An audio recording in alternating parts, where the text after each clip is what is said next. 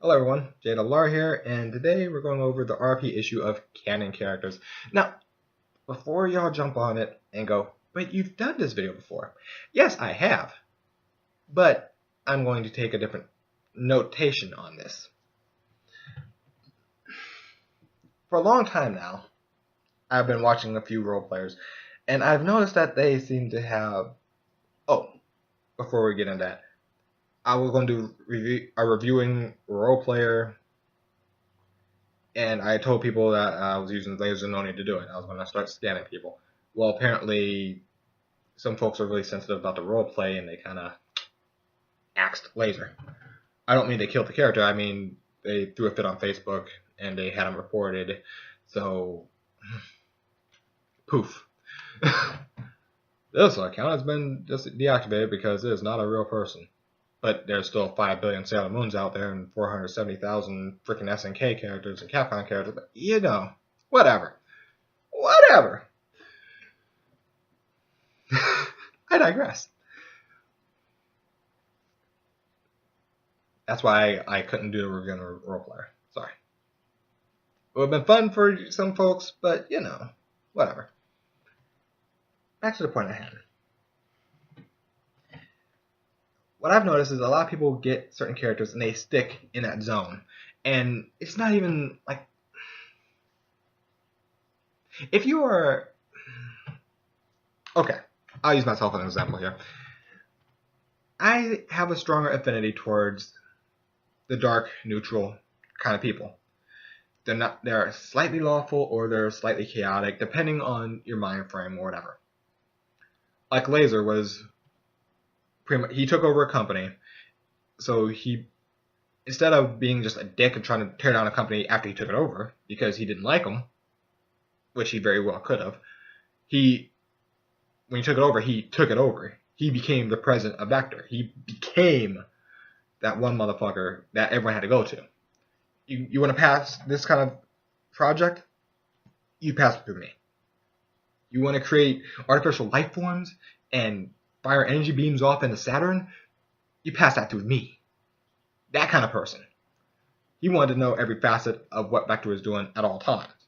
And even when they thought they could black box a few things, no, he found a way.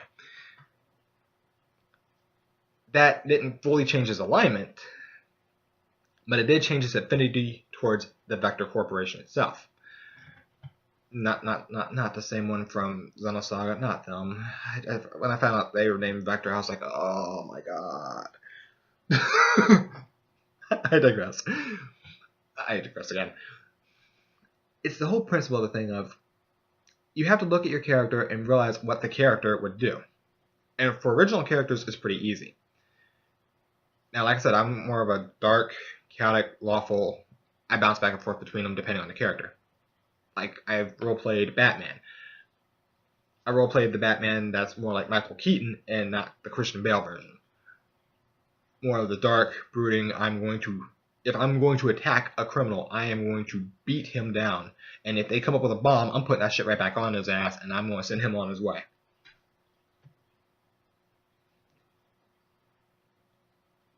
And I even told people that, I was like, if you go by the movie logic, like the early comics of Batman, he killed people. And then people are like, oh, he got retconned. He doesn't kill people anymore. I'm like, bullshit. That motherfucker killed... How do you think he got fear in the first place? You show up and you scare people, they're like, it's just you. Yeah, that probably pissed him off. He might not have killed people with a gun, but he still killed people. And then I point out when Michael Keaton was Batman, it's technically... And I told people this is the best way to think about it. If you look at the early comics, think of that like the first movie. Okay? That's how he was initially.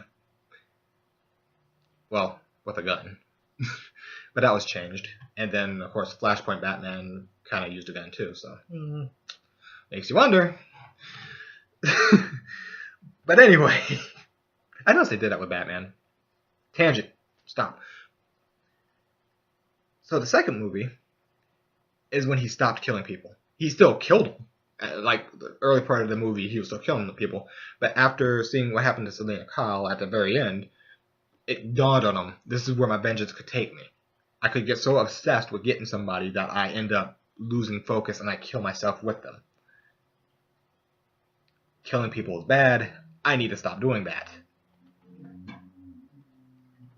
And I pointed that out to him, like, that second movie, at the very end, he realizes killing is bad. He knows it's bad by default, but he was like a paladin in a room full of demons. It's like, they gotta die. It's gonna happen. I'm gonna hit you, and either you drop, or you do something stupid, and I kill you. It's going to happen.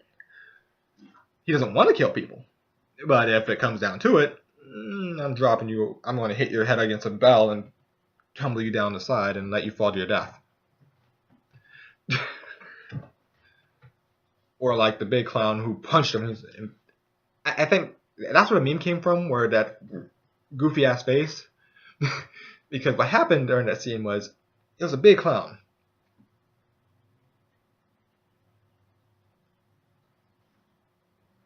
That bothers me. Now that I think about it, a big ass clown working with Penguin. It's like a whole circus gang, but they're working with Penguin. Did I miss something? But the big clown was like just around the corner. Batman was just doing his thing, marching through because he's beating people up. Get out of here. Bye. Yeah, whatever. Bye. So he walked around the corner, and the big dude just said, "Boom!" And Batman was like, "Like you, motherfucker." And of course, the big guy was like, come on, hit me. Batman's like, okay. Bam! And hits him back. And of course, the guy reacts the same way. He's like, Batman kind of looked down and went.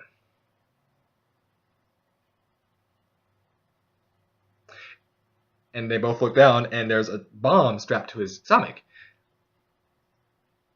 For those of you who watch the movie, you know that, like, literally a moment before, there was a guy with a bomb, and Batman literally took the bomb and punched the dude. So in this case, he punched the big guy and just strapped the bomb on him. And when they both looked down, Batman kind of looked back up, and they looked at each other, and he's just like, and chucks him into the ditch, and it blows up. I was like, that's Batman I stick with. Check. Now, the whole point of all this is he was still dark. He was a little bit more on the chaotic side than lawful, but he was still dark. His whole goal was more lawful, but his actions were more chaotic. Now I bring this up because that's my stronger suit of roleplay, a dark character. I don't mean the always brooding, like Ryo Hayabusa. He's technically a dark character. I roleplay him fine. Batman, I roleplay him great. Laser, who's technically a dark character, I roleplay him well. Saber, well. Riza, well. When I start going towards the lighter or the evil side, that's when it starts getting shaky. Like Saber I can play well because he's dark, but he's not, I'm Mr. Evil. No, he rules a area of, he pretty much rules hell for his race. And he's like, we could go and do this, but that's just stupid. That's being evil for the sake of evil. But then again, Saber's the same guy that will get a report from the general and just chop his head off because you failed. You have failed me for the last time. Done. He's that kind of person. It's like, yeah, you don't want to do evil for the sake of evil, but if they fail you, penalize. And a lot of role players fall into this general rut. Like I said, I've pushed out of that. I've actually role-played Rama before, and he's a good guy, he's just arrogant. And then I played Rock, who's not always heel. You see what I'm saying? I've gone good guy, I've gone bad guy, I've gone middle road. I've gone all over the place with it. I just prefer the darker characters. That's a preference. But what I'm saying is, a lot of people will do this, and they'll get into characters that are, like, identical. Like, say, person plays Kasumi from Dead or Alive, so by default, the characters she'll favor will be female ninjas that are, like, soft-spoken or very underrated. Like Sakura from Naruto, or, there's a few of them. I was going to say Mina Shiranui, but she's, like, loud and boisterous, and that's not quite soft-spoken. you see what I'm saying? She won't play Mai, but she'll play Kasumi. She won't play Ayane, but she'll play Sakura. Things like that. She'll keep to like the same theme. A quiet spoken character, but they happen to be a ninja. People who play, say, like Vegeta will always play the Vegeta type. Like if I end up doing a roleplay group with like Dragon Ball Z or Dragon Ball World-esque, I'd probably be more of a Vegeta or Nappa. Just dead honest. And if we go by Team 4-Star Bridge, I'd definitely be a Nappa. It's just going to happen. Sorry. Not because, oh, he's the funniest one. No. It's his mindset is more like mine. So I'm there by default. I win. And I say this a lot because people will get in these ruts and then they get upset when people don't follow it. And the reason why this is over canon characters is because they will take the same type of canon characters. Like I just said, Ryu Hayabusa, Batman, both technically dark characters who will do things to save the world. And you know they'll go as far as possible, but here's the thing. When you're doing canon characters, if you want to be more well-rounded, you gotta be more well-rounded. You gotta go after characters that you normally wouldn't play. I would say play a different gender, but people kind of do the whole... Let me say it like this. If I would play a female version, I'd be stuck with, say, Trish from Devil May Cry. Ayane, you get the idea. The darker female set. The darker set. That would be my stronger suit. That would be the ones I'd start with to get into the feel of it. Now here is where the canon issue comes up. And this is a big one, because what people do, when you take a canon character, you should research. I don't mean you need like a 12-page report on their first 3 years of life. I'm not saying that. I'm not saying that. What I'm saying is you need to do at least a little bit of research to know what you're dealing with. Even if you take a little bit of a certain time frame and go with that, or if the character is like long withstanding, like I said for Batman, I went with the early Batman. I went with one that wouldn't mind killing criminals, but he's not going to always do it because that's not the way he does things. I would go movie-wise for Michael Keaton instead of Christian Bale. You get the point. Do a little bit of research and try to keep the same general time frame, because characters do change. Don't get me wrong. Characters do change. They may not change a lot, but they do change. There's just like small spots in there that change them significantly. And it's not like a permanent change, mind you, but it's enough of a change to get attention. You know what I mean? Like Batman no longer kills, and he condemns people who kill because he's killed before. He's like that. I know that's like the easiest way out of everything, and that's not the way to do things. That's not right. I know that now. And I say this because there's a lot of people who would take up characters and they go, oh, this girl's pretty. I like her. I'm going to roleplay her, and have no fucking idea. I mean, none. Let's go back to that Kasumi issue, okay? For those of you who played Dead or Alive, you know she's a soft-spoken person, but she focuses on mission. There's a goal. I'm going to do it. I'm going to find a way to do it, but I'm going to do it. That's how she is. Soft-spoken, but she's very goal-oriented. The problem is, some people go, oh, she's a beautiful woman, and she's a great character. I'm going to go ahead and just use this character, and I'm going to go ahead and just nuke the entire Earth.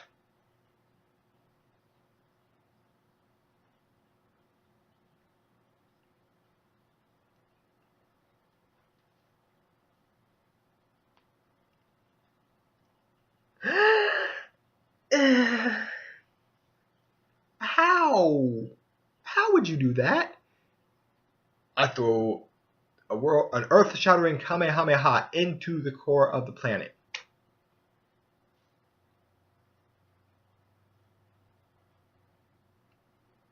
I'm sorry, the most spell-oriented stuff I've ever seen used in that universe was from Ayane and Ryu Hayabusa. And it was more of a Hadouken from Ryu Hayabusa, and it was like a Sky-Torn Blast, which tore down a building after it's been charged. You're saying you can destroy the planet.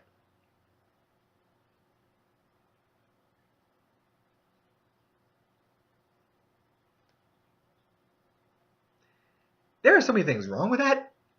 I can't even begin to start, but I'm going to have to. I have to correct you. I have to, because nothing on your profile makes sense about you wanting to destroy the world. You can't be a goal-oriented, I want to find my brother and save him ninja and just blow up the planet, because your brother's on the planet and destroying the planet would kill him by default. I'm just putting it out there. I'm just saying you're counterproductive. You're not focusing. You're not doing your job. You're not doing the task. You're not going mission-oriented. You're just, how are you going to destroy a planet? Just how? How? You said Kamehameha. When did you pick that up? When did you learn it? Is there a storyline that people missed? What did you just chain Sky-Torn Blast into itself like many times and then threw it straight down? I mean, how? And there's a lot of people who do that. They would take a character just because of the looks, and they just throw things at you, and it makes no sense to the character. None. Got it. I got it. I'm going to give you an example with the Joker. In the Batman animated series, Joker showed Harley Quinn a joke, and he got angry because he couldn't figure out how to make the piranha small. He couldn't figure it out. It was pissing him off. And I guess there was an argument, and Harley Quinn went on her own. So she tricked Batman and caught him. You know, in animated series, he kind of gets caught a lot. Comics, he kind of gets caught a lot. Oh. You know, for someone who has a utility belt, so he doesn't get caught, he gets caught a lot. Nevertheless, she hung Batman upside down, which by default should be like Batman.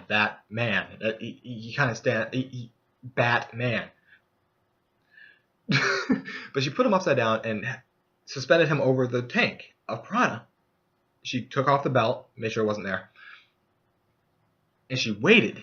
She was a psychology major, so she knew. She knew. So she waited. She let him dangle there while blood rushed his head, and then woke him up.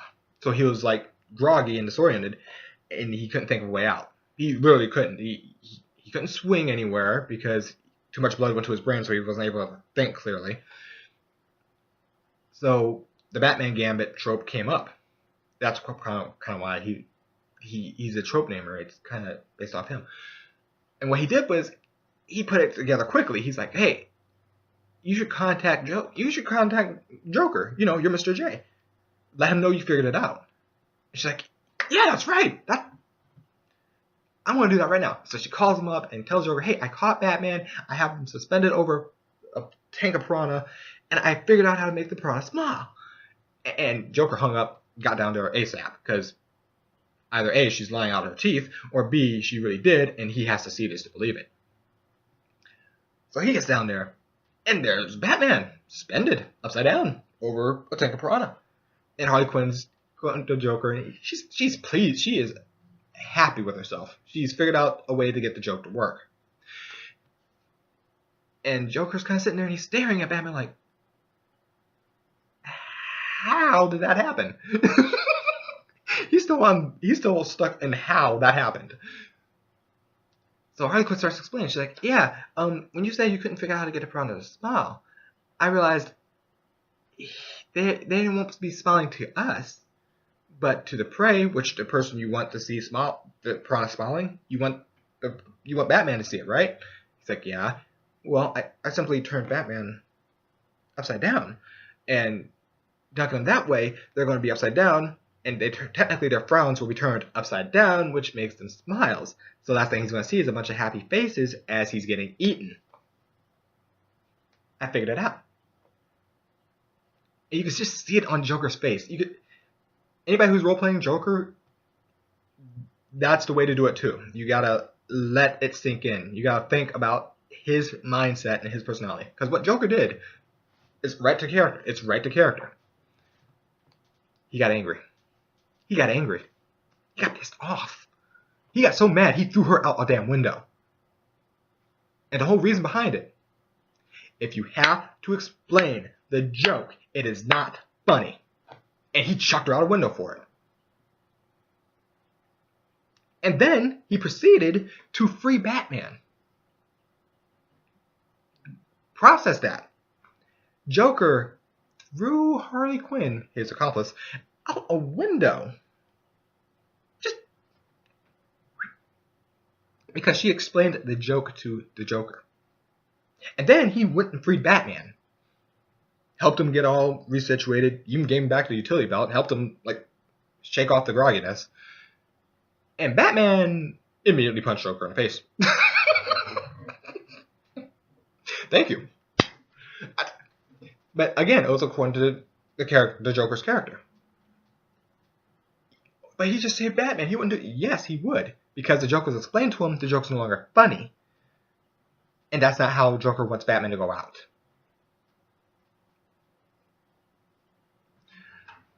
That said, if you don't do your homework, you'll probably just you'd be like, oh, fuck it. Whatever, you explained the joke, yeah, whatever. He's dead. Yay, we killed the Batman. No, the Joker would be very pissed off because you explained the joke. It's a thing with him. And that's why I'm saying even a little bit of research goes a long, long, long way.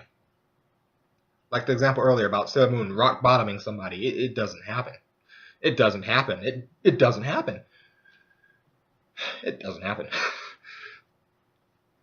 And also, what I would love to say to people, get out of your comfort zones. If you're going to role play something you are very comfortable with, then make a character that you're not going to be comfortable with at all. Like if you always play stuff like Il Palazzo or Doctor Doom or Magneto, you know, people who are going to try to rule the world because it's wrong and they need to fix it. Well, I actually named 3. Not bad. I'm actually surprised by that. And if I think a little bit longer, I'd probably come up with other ones like Shredder. Damn! Anyway, you get the point. Their general mindset is, I want to rule the world to fix it. To make it better. At least in my view, make it better.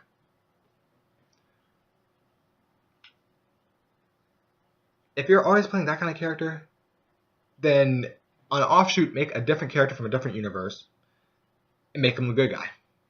Like if you're playing Doctor Doom, then you should go out and make, let's see, Doctor Doom shoots lightning, so he does have abilities. So you should go out and make some sort of hero type.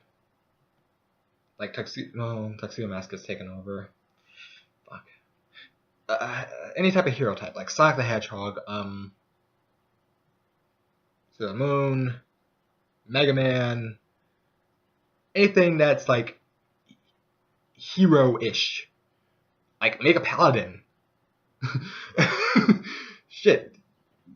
Make a warrior of light or something. Just out there, make a straight up good guy. If you always play the intellectual bad guys, make a dumbass good guy, like Fighter from 8-bit D&D. Make Fighter. And roleplay Fighter. If you're always playing like a really smart hero, make a dumb villain. Or a comical villain or something. Just make a villain. And make it at a different scale than your good guy.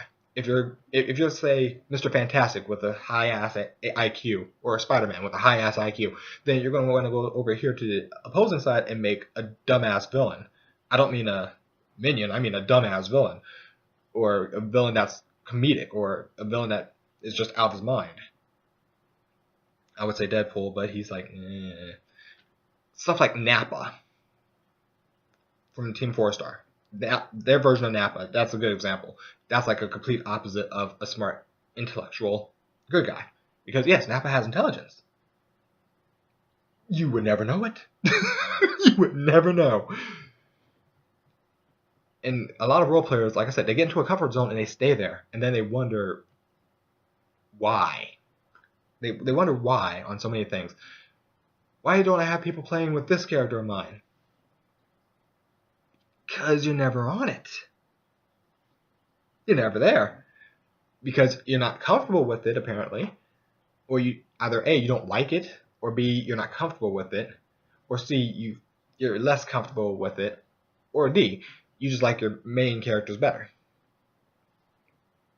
Which happens. Like I had Laser and Glacier. For the longest time I was more on Laser than Glacier because Laser's the main. Granted, I had the Rock, so I went over to Rock every so often. But that's the whole issue with Glacier, is like he's between Laser and Rock. He's like the midline, so what would be the point of going to him? Not really any. You know what I mean? For me, it wasn't really, I can go to Glacier whenever. That's just how I felt about it. It's like, he's between Batman and he's between Laser. I mean, literally, he's like right between them. That if they went fusion, ha, and you got Glacier. That's the only thing I can think about saying. And that's the whole issue, is Glacier's just like, eh. And that's why I said, when you make characters, try to make opposing characters, like opposing sides. Like there's Laser and then there's Saber. And according to the story, they're a lot alike, but they're so different in so many ways. It's ridiculous. But Saber is very race oriented. If you're a demon, you should be a demon. You should act like a demon. You should be you should actually be according. You shouldn't be I'm a high level demon who's saving the world. Bitch, you a demon. Do your job. I'm saving the world. No.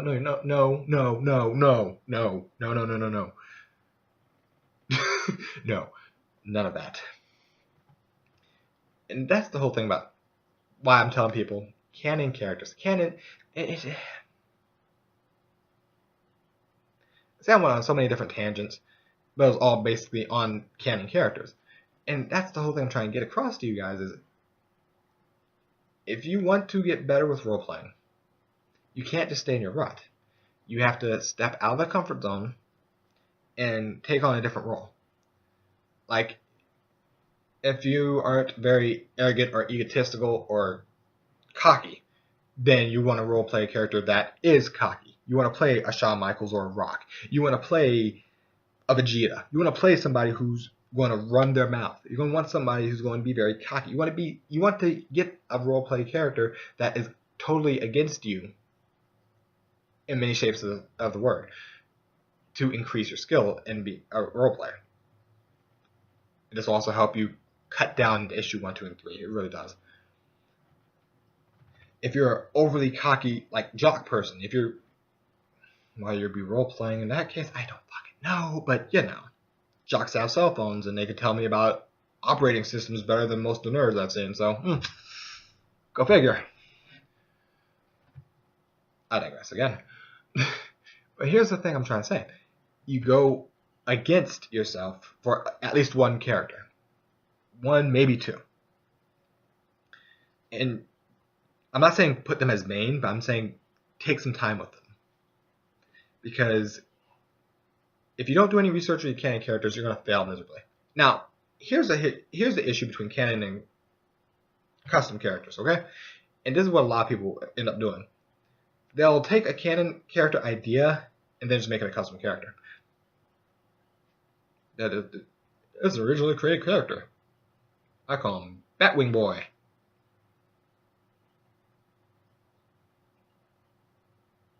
Anyone buy that? And I even had it as a joke for Laser. I called him the Bat Ogre. It was a joke because Laser's general mentality is, I don't want to fight you unless I have to. And if I have to fight you, You're not going to want me to fight you. But Laser tries to outthink his opponents, so he's more of the I'd rather stealth and get answers than trying to kill people. But you know what? If it has to be done, it can be done. But you don't want to do that all the time. You know what I mean? Like, Saber isn't known as Galactus Saber or Dark Saber or Dark Side Saber or something like that. No, it's Saber. Saber is Saber. And Saber has his own belief system. And if you break part of that belief system, he will go to correct you. But what people do with canon characters is they don't research. They did. I'm gonna roleplay Batman. And how they roleplay Batman? Like the fucking Rock. Batman kicks down the door. You will surrender to the Bat! What? Who are you? Are you Judge Dredd on crack? Did you hit your head? I mean, do a little bit of research on a character. You don't... You want... Like I said in the other canon character video, you don't want to be surprised. If you're a Batman and you get a friend request from Nightwing, you don't want to be surprised that Nightwing's trying to give you a friend request. You don't want a surprise. You don't want that to be a surprise. You want to be like half expecting half of it. You want to be expecting half of these invites. Like if you make Batman, you want to be expecting the following: Nightwing, Batgirl, Catwoman, Joker, Harley Quinn, Harvey Dent, Mr. Freeze, Poison Ivy, Superman, Wonder Woman, Green Lantern. You get my point. Are you getting it? Yes? I hope so. If you take a canon character, get at least some idea of their lore, do a little research, so you are not surprised. Well, you said Wonder Woman and Superman, but I don't think they're part of the Gotham City system and all. No, they're not. They're part of the fucking Justice League, which Batman helped found. I'm not going to get angry about that, because people are stupid. I'm just saying, if you can't come up with a creative character, original character that would oppose your mindset, then look through the canons, do a little bit of research, and find one that would oppose you mentally. I'm not saying get get Captain Durr, and roleplay him all day. No, I'm saying get someone who would go against you. Like if you're a very quiet person, get a loud, boisterous motherfucker.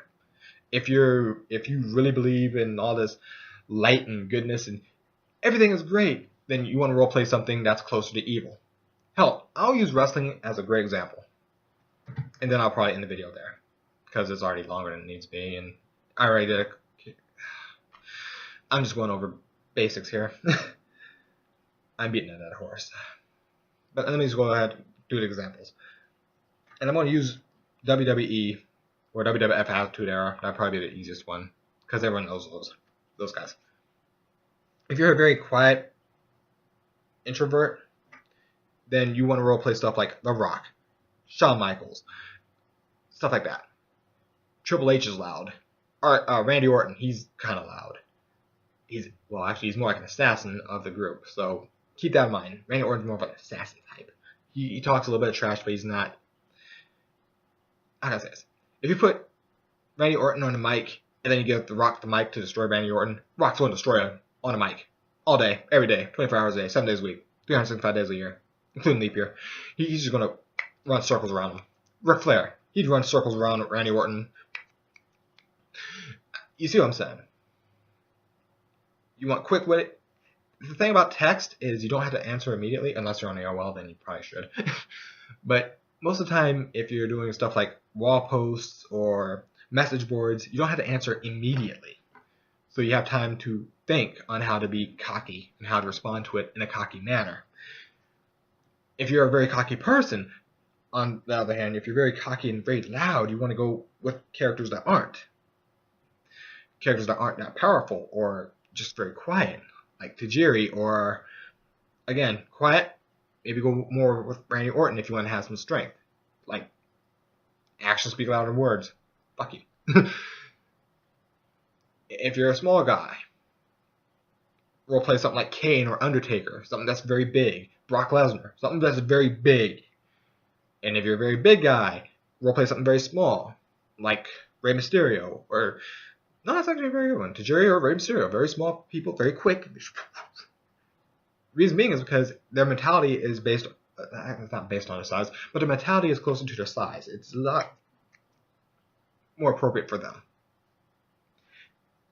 And I say this because what people, like I said, people will get stuck in ruts and they will just stay there and they will stay there and they will just stay there, and you're like, can you step out? Just one step. Just step out. And you know you're doing something right if you step out of your comfort zone and people are still going, yeah, you got that guy down. Like, I like using The Rock as a great example because I'm not that cocky. I am not a cocky motherfucker. No, I'm really not. I'm not overly arrogant. I'm not cocky. I do make people feel bad about their arrogance. I will throw that back in their face real quick. But I am not cocky or arrogant myself. I ask a lot of questions. I'm very unsure half the time about what the fuck's going on. So I went ahead and roleplayed The Rock. A guy who doesn't care what's going on. Fuck that all. Someone who's quick-witted. Someone who's talking fast and can talk trash. I don't talk trash. I just kind of point out. You said your team is awesome, but the only one person's doing work. Why are y'all even here? Why? It's a team out of 5. One dude has 50. This guy has 1. That guy has 3. And this guy has 4. And that guy down there doesn't have anything. This guy has 50. Why did y'all show up? Why would y'all even show up? Y'all could have stayed in the back and had a smoke. You could have had some cake. You could have done crack or something. I don't know. You could have been doing anything else. You did not have to show up because he's the whole team. He got it. I'm one of those people that point that kind of shit out to you. And people don't like it when you point that shit out to them. They really don't. Well, I did better than you. Yeah, because I can't stop Juggernaut. I'm like Gambit hitting Juggernaut with a stick. It's not working. It's just not working. I can do this all day. He's just going to be like, get out of here. The whole point is, have a character that's opposing you in some way, shape, or form, and have fun with that character. Just go nuts. Like what I did for Rock. I just went nuts. I didn't care. Freddy Krueger showed up. I went Rock Logic. Let's go. Vegeta showed up. Rock Logic. Go. I didn't sit there and go, oh shit, Rock's gonna get killed here. Maybe I should have Rock be nice to him, and maybe he'll leave me alone. No, I was like, Rock Logic says, fuck this Rudy Poo 5'2" troll with the fucking troll hair and his little sleeper booties and his little pajama suit. What the hell's the pajama suit? Why in the blue hell are you approaching me in a pajama suit? Do you not know what clothes are? Do you not know what a button shirt is? Do you see this shirt that The Rock is wearing? It's a $500 shirt. Easy. $500. What is that? A sleeper? A sleeper outfit for a baby? I don't know. Rock ain't sure. What the hell? And see, if you get your mindsets used to it, you can switch them. It takes, if there are major differences, it'll take a bit. Like if I wrote all that out, I would actually stop, recheck it, edit, and then expand. Because, fuck it, it's Rock. But you see what I'm saying. Go away from your comfort zone. Like, I can still roleplay Batman. I roleplay Batman, I roleplay Laser. They're my fallbacks. They are the main guys I go to. Because that's my proficiency. I've roleplayed Rama before. I can be cocky as Rama. It takes a bit, but I can pull that off. I can be cocky with The Rock. Again, it takes a minute, but I can. You see what I'm saying? It's pushing... It's not exactly pushing the acting part, per se. I don't know. Ooh, hands, movement, whee! What I am just saying is simply this. One. Wow. One. Take a canon character that you know you will not be comfortable with at all. If you hate the environment and you're a guy, fuck it. Make a poison ivy. 2. Learn about the canon character. And I feel like I'm repeating from my original video of this, but whatever. Learn about the character. Again, you don't want Sailor Moon to start rock bottoming people, and you don't want Goku to come up with a Stone Cold Stunner. It just doesn't happen. I mean, it might work in Dead or Alive. Someone might end up doing a stunner. They might do an RKO. But again, they have wrestlers there, and it makes sense that something like that might happen. Might. But you see Vegeta growing up and doing a... no, Vegeta ain't doing that shit. Vegeta would rather just sit there like... blast! And you're done. To him, same effort. So, 2, make sure you know some of the lore. 3, make sure you understand the general mindset of that character. Make sure you understand why they would do something. And this is the greatest error I've seen. People will roleplay certain characters, but they don't know why. They don't know why a character would do something. Like, even if they do the first 2, if they pass the first 2 with flying colors, and they know the lore, and they just don't apply it, okay? They know the lore, they understand who's asking them to be friends and what storylines are coming up, and they understand all this. They get all that, but they don't understand why when a situation is not in a book. Again, rock with Chucky. I've gone over that before, and I've gone over it again, but rock with the Chucky doll. That is one of the greater examples I can give you. 1, The Rock was never given a Chucky doll. The Rock was never given a doll. Okay? So, I don't have any source of information that tells me how he would react to getting a doll or having a surprise doll in his room. I'm not given any information on that. I mean, I could sit there and watch everything from The Rock, and I'm pretty sure I will not find information about a Chucky doll. Was Chucky ever in wrestling? Yeah, he was. He was all broken up and beat up. I think he was in WCW, if I remember correctly. But nevertheless, he was in wrestling. So for him to be in a wrestling arena at some point anyway, it's not 100% feasible, but it is still feasible. It's like RoboCop showing up to a WWE event. It's not exactly feasible, but it is still feasible. Because he showed up to save Ric Flair or somebody. No, wait, he saved somebody. He saved somebody from 4 Horsemen. But again, see, I could bring RoboCop in. I could bring Chucky in. I can easily bring those guys in because they've been in the wrestling ring before. They've done what they need to do. But people will literally, they'll play a character and they'll get into a situation where they're like, no information, no data, can't act. I can't. How do you even respond to this? How? I got nothing. Can't respond. I'll just like your post, but I can't respond. I got nothing. And that's the problem. People don't apply it, and they become stagnated there. It starts getting irritating to them because they're like, I can't find a way to go on with this. It's like, well, look at the character. I could go back to Rock and Chucky all day long, but let's try something here.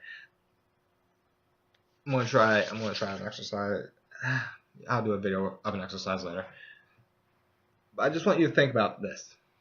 When you get a character, get a little bit. You don't have to know all the lore, but get a good chunk. Get a chunk where you're going to feel comfortable enough. I mean, hell, even if you don't know all the lore of Batman, you just break it down like this. It's like, Batman.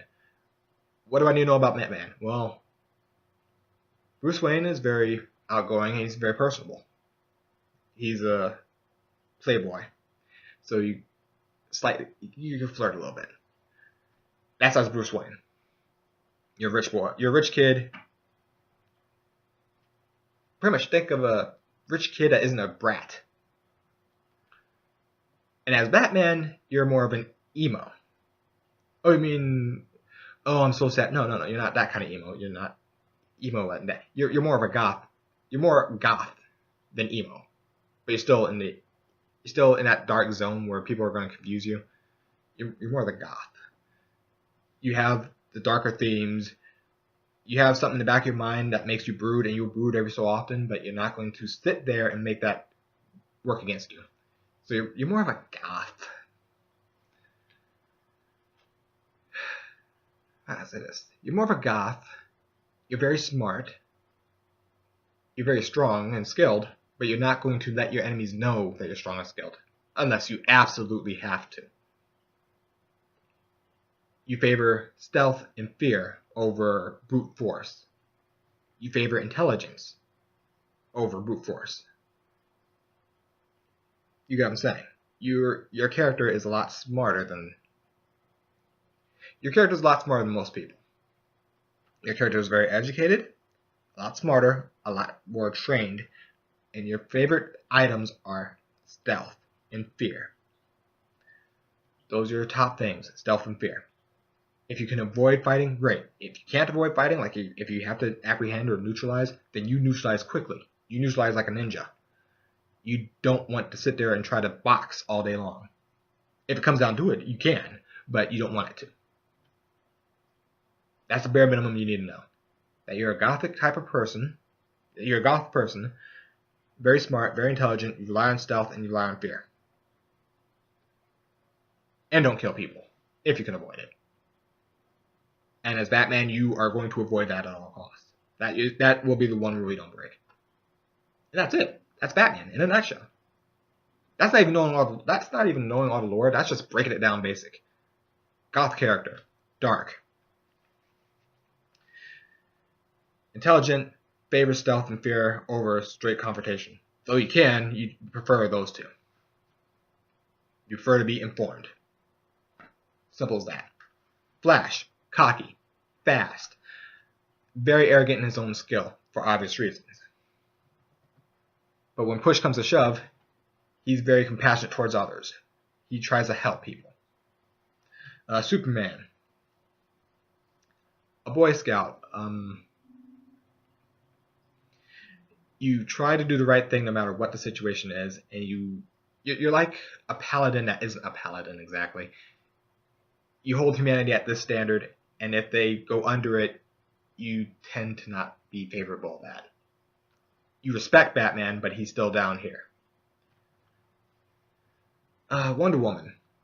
Self-made super soldier, pretty much. That's the best way to say it. A self-made super soldier. Very strong in combat. You don't stealth unless you really have to stealth. You respect Batman because he's the complete opposite, but he's still self-made like you are. Of course, Wonder Woman's like magically buffed out the ass, but you know, you get the idea. Even if you had to break it down to that bare minimum basic, do that. And I'm only bringing this up again, and this video is probably longer than the original, whatever. I'm only bringing this up again because it's very important that you go out on different edges and experiment. Especially with roleplay, that's the best place to experiment. So as JRR, I wish you all a good night. And if you have any questions about a character that you could use that would be RP helpful for you, just ask me. I will do what I can to help you.